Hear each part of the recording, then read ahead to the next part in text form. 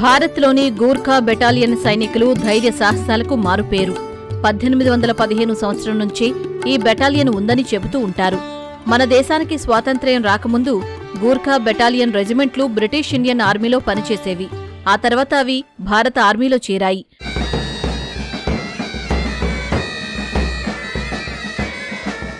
Gurkha battalion సైనికులు నీతి, నిజాయితీ, ధైర్య సాహసాలకు నిలువెత్తు నిదర్శనం అనే పేరుంది. దుర్గామాత ప్రసాదించే శక్తి వల్లే తాము ఇంత బాగా పనిచేస్తున్నామని గూర్ఖా బెటాలియన్ సైనికులు ప్రగాఢంగా విశ్వసిస్తారు. దుర్గామాత విగ్రహానికి బదులుగా కలశాన్ని స్థాపించి నవరాత్రి పూజలను చేస్తారు. కలశ స్థాపన సందర్భంగా తుపాకులతో గాల్లోకి కాల్పులు జరిపి మరీ అమ్మవారికి భక్తిపూర్వక వందనాలను సమర్పిస్తారు.